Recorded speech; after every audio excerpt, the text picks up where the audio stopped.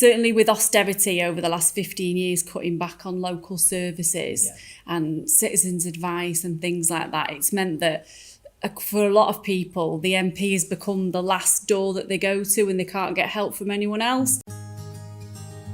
Hi, I'm Laura Nielsen and welcome to Hope in the Deep End. We've put together this podcast to inspire us all to keep working in areas of deprivation and poverty. We're sharing best practice, stories, outcomes and some interesting thoughts and ideas. So whether you're working in primary care, secondary care, the charity sector or any of the other myriad of roles, please listen and help us to keep each other inspired. Hello and welcome to Hope in the Deep End podcast. My name's Sam and today we are joined by my MP, Rebecca Long-Bailey, MP for Salford. Thanks for joining us. Pleasure. And we're here in the Houses of Parliament recording our political series, meeting MPs and peers from all sides of the House, from lots of different political parties, about what they are hopeful for. And you might hear lots of noises and other comings and goings in the corridors, so just feel free to ignore them. So thanks for joining us today. We on the podcast, we like to talk to lots of different people from different backgrounds and basically just find out like what life is like in where you work and what you do, where did you see the hope. We see a lot of messy, horrible, dark things in the world, but actually we like to look at the hope as well in terms of what's going on. So how did you get into politics? How long have you been an MP? God, a long time now. So it's over 10 years now. And I kind of got into politics by accident, really. I got involved in the Labour Party and I was quite angry, really, about the poverty that I saw around me. We were going through a terrible time under the previous Conservative government and people were really suffering. And I just thought, well, you know, we can build a world where everybody has enough and people don't have to suffer and live in poverty. And we need to have politicians that are speaking up for that. And then somebody said to me, why don't you become a politician? And I was like, don't be stupid. People like me don't become politicians. Decided to go for it and went for, you know, ended up going for Salford in the end. Didn't think I was going to win, you know, because you have to basically go through a mini election amongst Labour Party members before you go to the general election. Didn't think I was going to win, but I thought at least I've had a go and I'll know that I've tried to do it and won. And I've been in a state of shock ever since. So it's been a bit of a whirlwind. So it has been a whirlwind, yeah, but it's the best job in the world. It's the best job in the world and the worst job in the world at times. It's the best job because you're there to basically be the voice of your community and speak up for what they need and fight against injustice.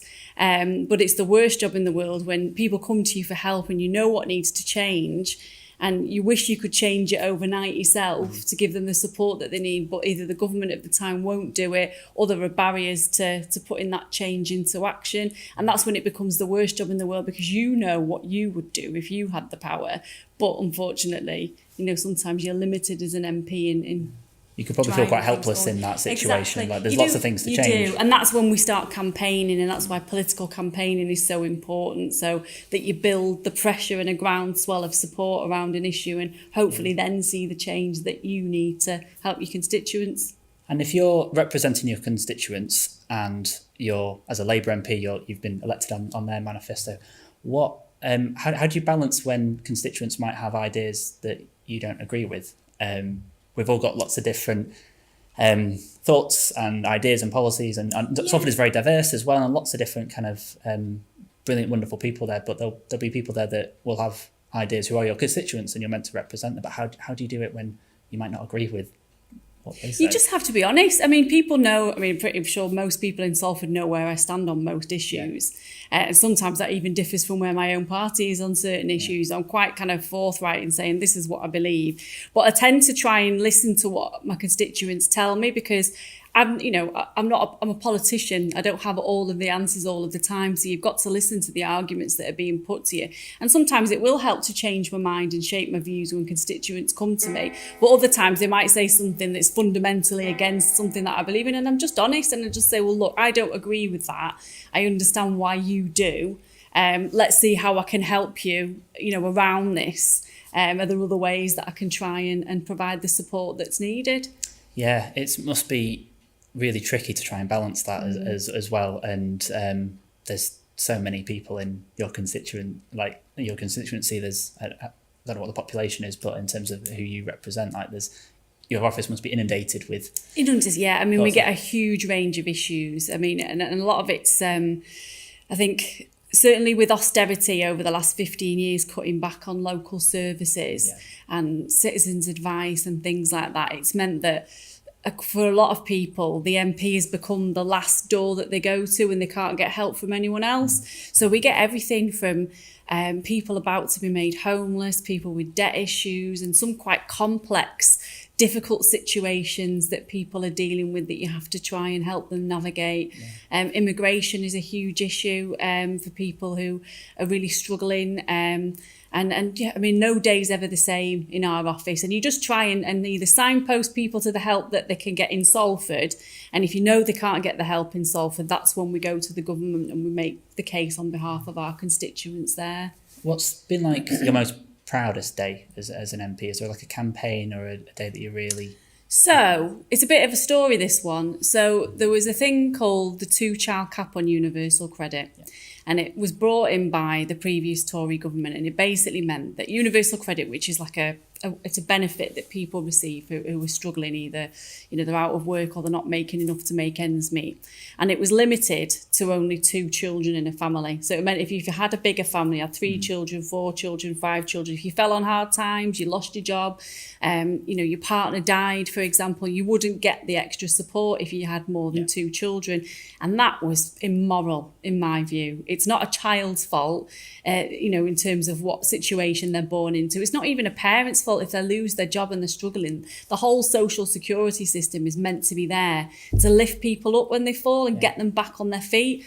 So at the beginning of this parliament, I'd been campaigning on it for a long time, along with a number of parliamentary colleagues.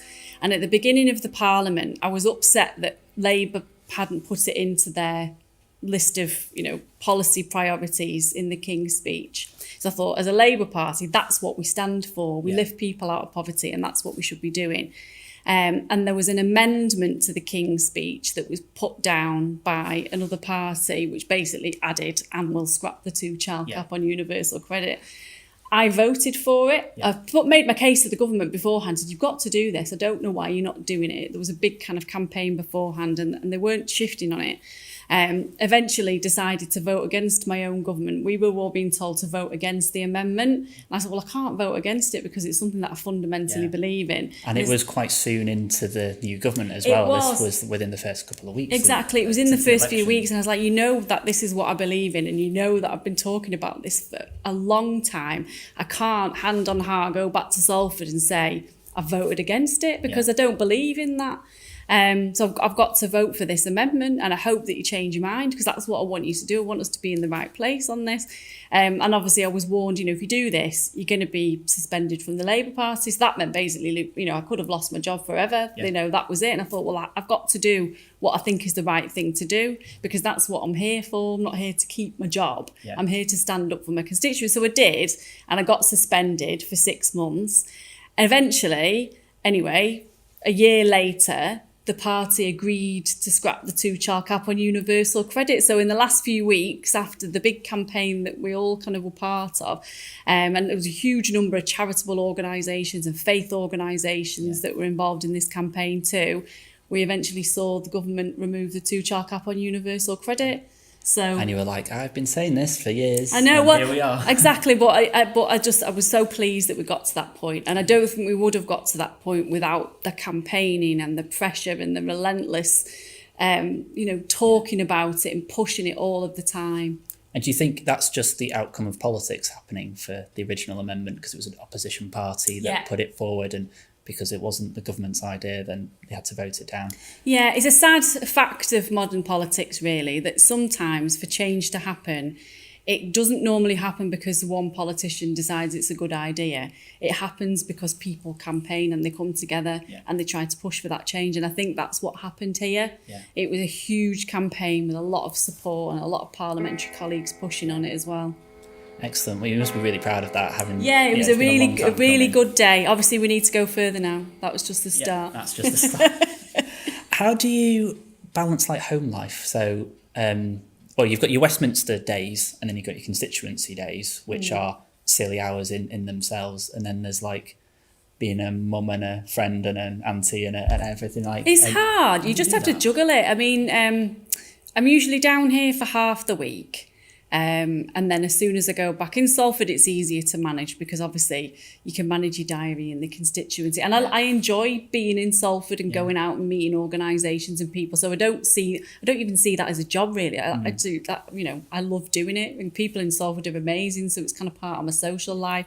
And then I try and kind of drag my husband and my son in like where I can and, get them involved. And obviously I've got a 13-year-old, so he's not best pleased if he's being dragged out to things. But yeah, you just have to make the time for your family as well. So I look after my mum as well, so I have to try and make time for that. So, and I think what people forget is that MPs are like real people as well. Yeah, You've exactly. got families and ill parents, and there's things going on, but you're so in the limelight in the media, and like there's it's quite hard to balance there. But, it's like any job though. You just make it work, don't you? Yeah, you just make it work. So what are you hopeful for? There's a lot of messy things that we're all dealing with. There's a lot of tricky things where it seems like it's a depressing time globally at the moment. There's a lot of really dark things happening. And I think it's important to remember, and this is why Salford is so amazing, and I love going back to Salford, because when I go out into the community and I see what people are doing, you recognise that the news headlines aren't really reflecting reality, and they're not reflecting how people really are, because people are hopeful and they want hope. They just want politics to represent what they believe in. And I think that's on all of us now as politicians to really start pushing now to deliver the quality of life that people deserve, and that hope. And I think it's been lost really in recent times. Brilliant.